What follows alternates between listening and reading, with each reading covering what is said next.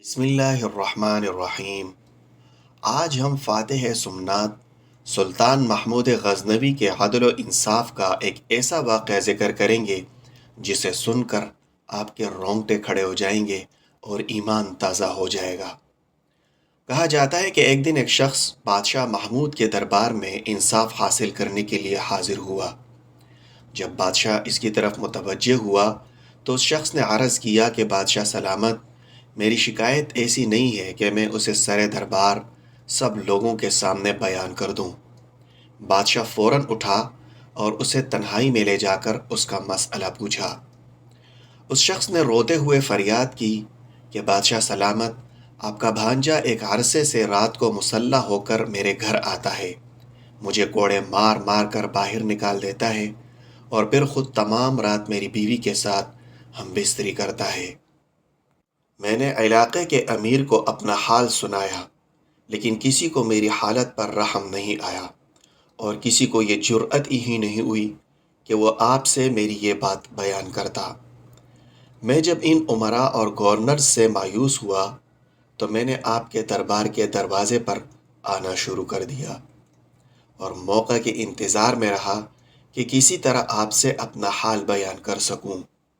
اللہ تعالیٰ نے آپ کو ملک کا حاکم اعلیٰ بنایا ہے، اس لیے رعایا اور کمزور بندوں کی نگہداشت آپ کا فرض ہے۔ اگر آپ مجھ پر رحم فرما کر میرے معاملے میں انصاف کریں گے تو بہت اچھا، ورنہ میں اس معاملے کو خدا تعالیٰ کے سپرد کر دوں گا اور ان کے منصفانہ فیصلے کا انتظار کروں گا۔ سلطان محمود پر اس بات کا اتنا اثر ہوا کہ وہ یہ سب سن کر زار زار رونے لگا اور کہا، اے مظلوم، تو اس سے پہلے میرے پاس کیوں نہیں آیا اور اتنے دنوں تک یہ ظلم کیوں برداشت کرتا رہا؟ اس شخص نے جواب میں کہا کہ اے بادشاہ، میں ایک عرصے سے یہ کوشش کر رہا تھا کہ کسی طرح آپ کے حضور حاضر ہو سکوں، لیکن دربار کے چوکیداروں اور دربانوں کی روک تھام کی وجہ سے میں کامیاب نہ ہو سکا۔ یہ خدا ہی بہتر طور پر جانتا ہے کہ میں آج کس تدبیر اور بہانے سے یہاں پہنچا ہوں اور کس طرح ان چوکیداروں کی نظروں سے بچ کر آپ کے حضور حاضر ہوا ہوں۔ سلطانی دربار میں چلے آئے اور بادشاہ سے آمنے سامنے اپنی روداد غم بیان کرے۔ بادشاہ محمود نے جواب دیا کہ تم یہاں مطمئن ہو کر بیٹھو، لیکن اس ملاقات اور اس گفتگو کا حال کسی کو نہیں بتانا،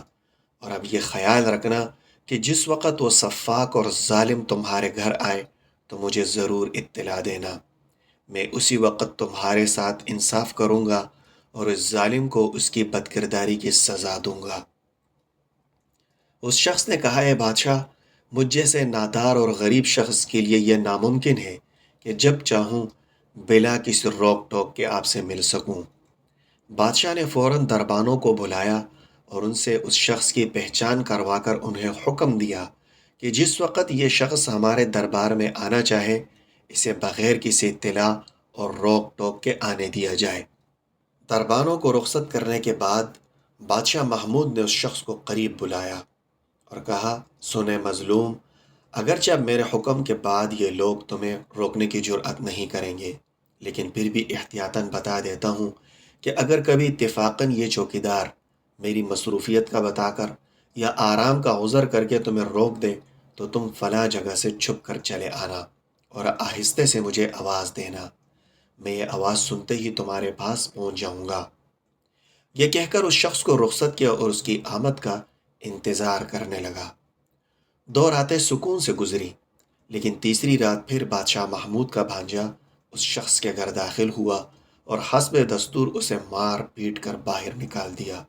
اور خود اس کی بیوی کے ساتھ عیش و عشرت میں مشغول ہو گیا۔ وہ شخص اسی وقت شاہی محل کی طرف دوڑا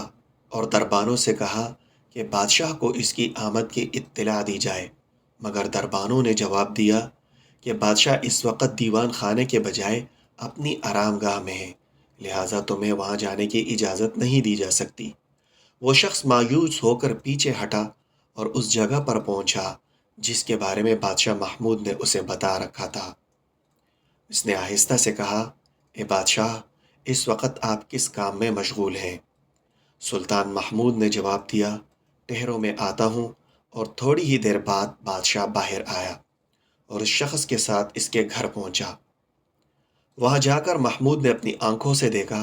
کہ اس کا بادشاہ اس غریب شخص کی بیوی سے ہم آغوش ہو کر سویا ہوا ہے اور چراغ اس کے پلنگ کے سرہانے جل رہا ہے۔